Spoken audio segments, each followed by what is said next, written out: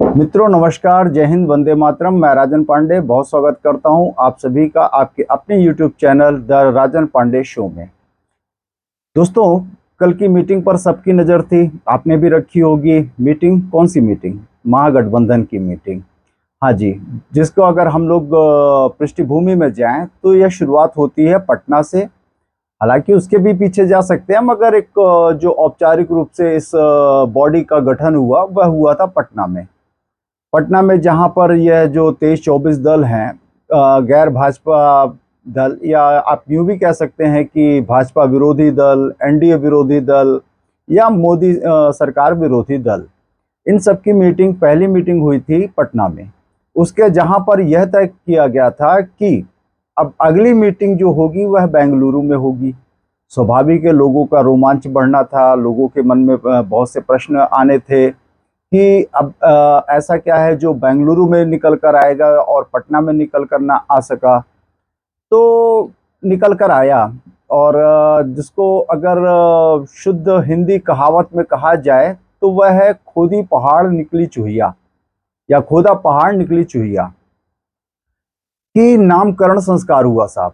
तो अगर इसको हम दूसरे भाषा में कहें तो कुछ ऐसा है कि जन्म हुआ इसका पटना में, नामकरण संस्कार हुआ बेंगलुरु में, और जो नया नाम निकल कर आया, पहले जो कि पीडीए होता था, पैट्रियोटिक डेमोक्रेटिक एलियंस, अब वह थोड़ा सा आपको शायद है कि कंठस्थ करना पड़ेगा। मैं भी प्रयास कर रहा हूं कि जितना जल्दी से जल्दी कंठस्थ हो जाए। हालांकि अगर इसका आप शॉर्ट फॉर्म देखेंगे तो इन्होंने बड़ा सुंदर नाम रखा है, इंडिया, है ना, जिसको अगर फुल फॉर्म में कहें तो Indian national development inclusive aliens. अब थोड़ा सा साफ मेहनत आप भी कर लीजिएगा रटने के लिए, तब तक मैं प्रयासरत हूँ। खैर एनीवे, तो साहब ये 24 दलों का जो गठबंधन है, भाजपा विरोधी, एनडीए विरोधी, या मोदी सरकार विरोधी, ऐसा क्या इन्होंने कल कुछ आम जनता के लिए सामने लाए कि जनता इनको वोट करे? प्रश्न साहब बहुत ही वाजिब है, क्योंकि हम आम आदमी सभी को एक ऐसा इंतजार था कि कुछ एक कॉन्क्रीट लेकर आएंगे जो हम लोगों को शायद है कि प्रोपेल करे, मोटिवेट करे कि हम इनको वोट दें। हम बिल्कुल एक आम आदमी। तो साहब अभी तो फिलहाल ये दो चीज निकल कर आई हैं। एक निकल के आई कि जो पहले जो गठबंधन पीडीए के नाम से जाना जाता था, पैट्रियोटिक डेमोक्रेटिक एलियंस के नाम से, अब वह जाना जाएगा Indian national development inclusive aliens के नाम से। तो एक तरह से उन्होंने इसको जो देश है हमारा, अब भारत कहें आप, इंडिया कहें, यूं तो बात एक ही है, परंतु एक बार मुझे राहुल गांधी जी की बात याद आती है कि इस देश में दो देश बसते हैं, एक है इंडिया, दूसरा है भारत, जो कि उन्होंने अपने एक भाषण में कहा था। तो इंडिया से उनका तात्पर्य ऐसा था कि एक पढ़ा लिखा तबका, बहुत ही समृद्ध तबका, और भारत जो कि अनपढ़, अशिक्षित और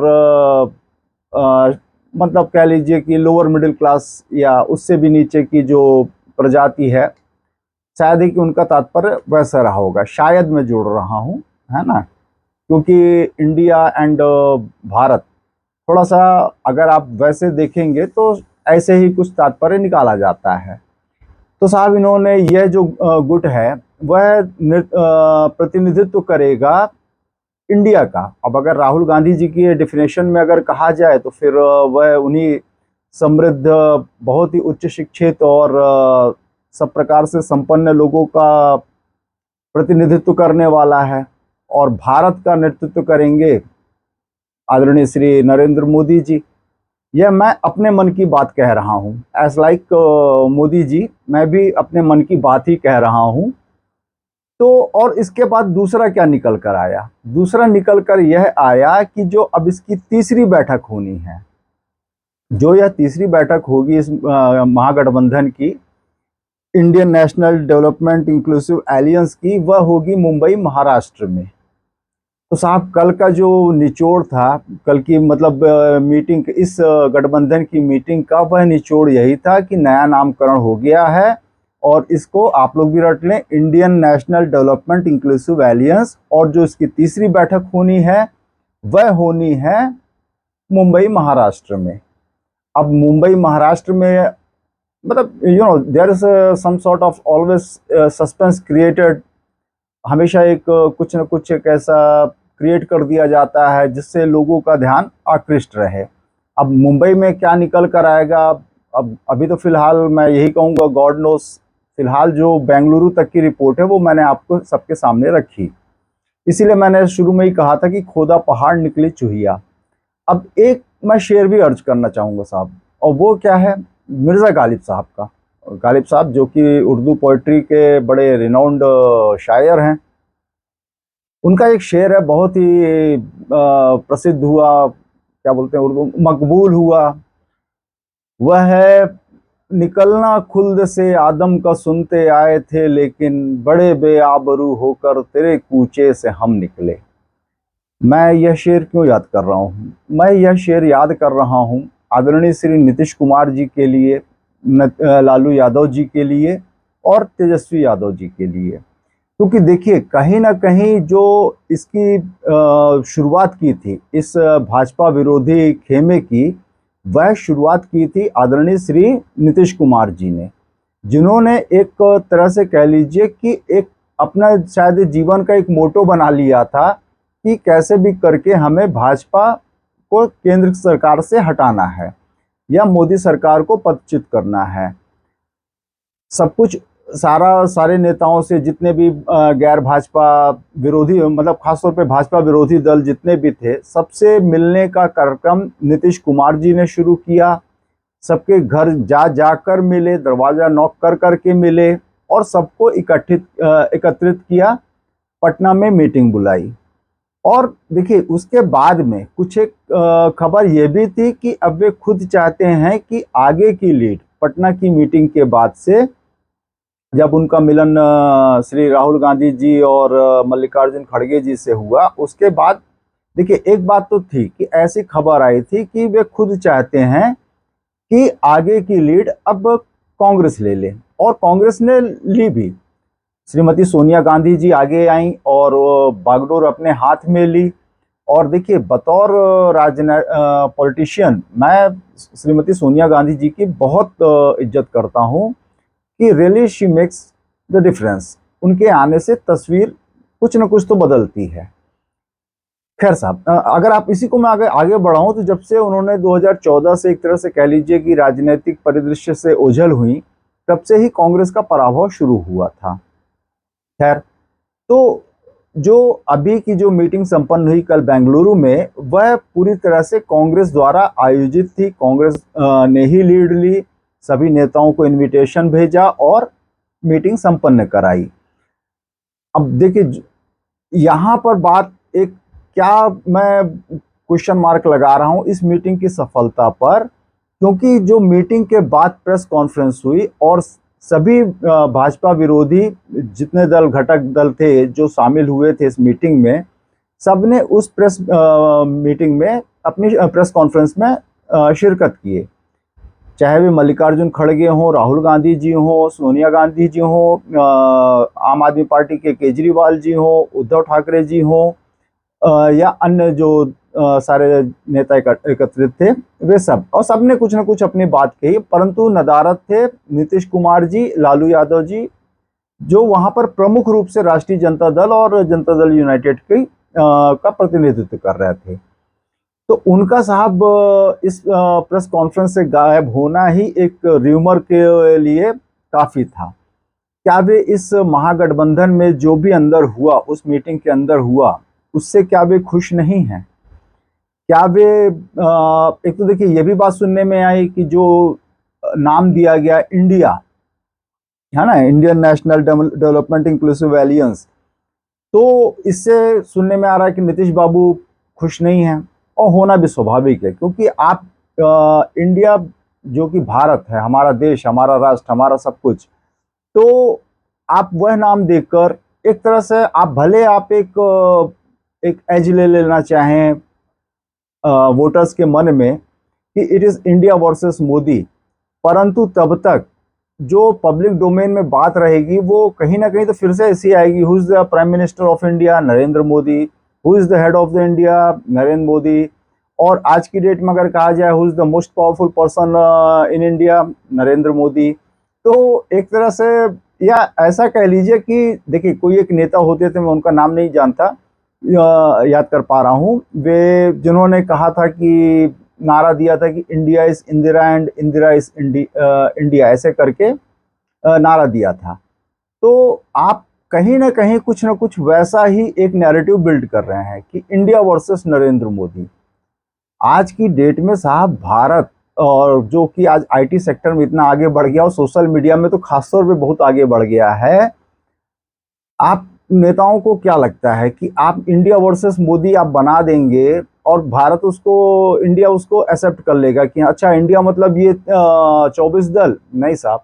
सोशल मीडिया और मीडिया, मेन स्ट्रीम मीडिया में, और वैसे भी आज जो भी आम भारतीय है वो इतना जागरूक है कि वह अब इन शब्दों के फेर में तो कम से कम बहुत ज्यादा तो नहीं पड़ता। नहीं, एक जमाना तो मैंने अभी 5 साल 6 साल पहले भी देखा था कि लोग इंदिरा गांधी जी के नाम से कांग्रेस में वोट डाल रहे थे। मैंने सच में देखा है। कुछ अपने जो अब उम्र दराज हो चुके हैं, अब आज होंगे भी कि नहीं होंगे, आई डोंट नो। तो अब शब्दों के अगर आप खेल में पढ़कर आप सोचते हैं कि मोदी जी को हरा लेंगे, तो कहीं ना कहीं एक या गलतफहमी साबित होगी। क्योंकि आप कुछ भी कहें, एक बार मोदी जी ने भरी संसद में कहा था कि आप बाकी और सब मुझ पर आप प्रश्न चिन्ह लगा लें, परंतु मेरी राजनीतिक शैली को और मेरी राजनीतिक योग्यता पर आप प्रश्न चिन्ह नहीं लगा सकते। तो अगर कहीं मोदी जी ने इसे इंडिया वर्सेस भारत का नारा गढ़ दिया, तो शायद है कि फिर यह जो नामकरण किया गया है, कल ये जो नामकरण संस्कार किया गया है, यह भारी पड़ सकता है इस महागठबंधन को। तो शायद है कि जो ये भाजपाई गैर भाजपाई दल हैं, इनको वापस से नामकरण अब शायद है कि मुंबई की मीटिंग में इनको करना पड़ जाए। वैसे नैतिक दृष्टि से भी देखिए, हालांकि नैतिकता बहुत ज़्यादा मैं राजनीति में कभी भी मैंने ना तो पाई है, ना तो ही मैं अब आज की डेट संदर्भ में कहूँ मैं तो खैर, तो आप लोग जज कीजिए। तो ऐसा कोई नाम रखना ही मतलब थोड़ा सा एक क्वेश्चन मार्क लगाता है। खैर, अब आप नामकरण भी कर चुके हैं, अगली मीटिंग भी फिक्स कर चुके हैं, बट आपका रोड मैप क्या है, आपके ऑब्जेक्टिव्स क्या हैं? तो अभी अगर आप इस प्रश्नों के उत्तर जानना चाहेंगे, तो एकमात्र उत्तर उतर के सामने आता है, और वह सभी जितने जो भी उस प्रेस कॉन्फ्रेंस में गैर भाजपाई दलों के नेता बैठे थे, सबके मुंह पर एक ही था, मोदी हटाओ, मोदी हटाओ। उसके अलावा कोई अन्य बात हुई ही नहीं। तो एक तरह से यह कह लीजिए कि आप 2024 का जो इस Indian national development inclusive aliens का जो ऑब्जेक्टिव है और जो मोटो है, वह सिर्फ और सिर्फ मोदी हटाओ, एक सीएमपी कह लीजिए, कॉमन मिनिमम प्रोग्राम है कि मोदी हटाओ। इसके अलावा अभी इन्होंने तो फिलहाल कोई भी रोड मैप ऐसा अपना सामने नहीं रखा है जिसको हम यह कह सकें कि मुझे, अगर मैं अब व्यक्तिगत ही बात करता हूं, कि मुझे सोचने के लिए थोड़ा सा समय, वो मुझे सोचने के लिए यह अवसर दें कि मैं Indian national development inclusive aliens को वोट क्यों दूं। तो सिर्फ इसलिए दे दूं कि मोदी जी को आप हटा लोगे, तो I don't think it makes any sense. जब तक कि कोई कॉन्क्रीट रीजन ना हो, जब तक कि कोई कॉन्क्रीट आपके पास रोड मैप ना हो, तब तक आप कैसे मोदी जी को पदच्युत करेंगे, आई डोंट नो। खैर, आप लोग you all are very well seasoned politician, तो कुछ भी कर सकने में सक्षम है। बट फिलहाल इस मीटिंग का तो मैं यही कहूँगा कि एक तरफ लालू यादव जी और नीतीश कुमार जी को नेपथ्य में डाल दिया गया, ऐसा मुझे प्रतीत हो रहा है। क्योंकि नीतीश कुमार जी आए थे तो ऐसे शायद है कि कहीं ना कहीं उनके मन में भी बात थी कि I will be declared as convener, संयोजक की भूमिका मुझे मिल जाएगी, आगे चल के मैं पीएम फेस बन जाऊंगा, और मैं अभी बिहार की गद्दी तेजस्वी यादव जी को सौंप दूंगा। फिलहाल तो ऐसा कुछ मीटिंग से सामने आया नहीं, और may be that may be the reason कि वे प्रेस कॉन्फ्रेंस में भी नहीं आए। अब हालांकि तर्क दिया गया कि उनको फ्लाइट पकड़नी थी और जल्दी निकलना था, बट साहब वे शायद है कि अब तक में उनको सीएम पद की शपथ रट चुके हैं, वे इतने बार सीएम रह चुके हैं एक भारत के बहुत बड़े प्रदेश के, तो उनके लिए फ्लाइट अगर 15 मिनट 20 मिनट या आधे एक घंटा भी अगर लेट हो जाए, तो वैसे वे कोई ऐसे प्राइवेट एयरलाइंस में तो ट्रेवल करते नहीं हैं, वे तो अपने चार्टर्ड फ्लाइट्स में ही चलते हैं। तो यह सब जो घटनाक्रम मीटिंग के इस गठबंधन की मीटिंग के बाद हुआ, मन में कहीं ना कहीं आम आदमी के लिए एक संदेश छोड़ जाता, वहम छोड़ जाता, र्यूमर छोड़ जाता, आप जो भी कहना चाहें, कि फिलहाल तो everything is not well in Indian national development inclusive aliens. चलिए साहब, तब तक हम लोग नाम रटते हैं, आप भी तब तक रटने की कोशिश कीजिए, और अब जो तीसरी मीटिंग होनी है उसके लिए जो अपने मन में सस्पेंस बन गया होगा, उसको पैम्पर करते रहिए, और इंतजार करते हैं हम लोग मुंबई की मीटिंग का। फिलहाल दो ही डेवलपमेंट थे साहब, एक तो नामकरण हो गया, और दूसरा यह फिक्स हो गया कि अगली मीटिंग अब कब होनी है। संवाद अच्छा लगा हो तो प्लीज़ लाइक करना बिल्कुल ना भूलें, और चैनल पर नए हो तो सब्सक्राइब करना बिल्कुल ना भूलें। जय हिंद, वंदे मातरम, जय जय श्री राम।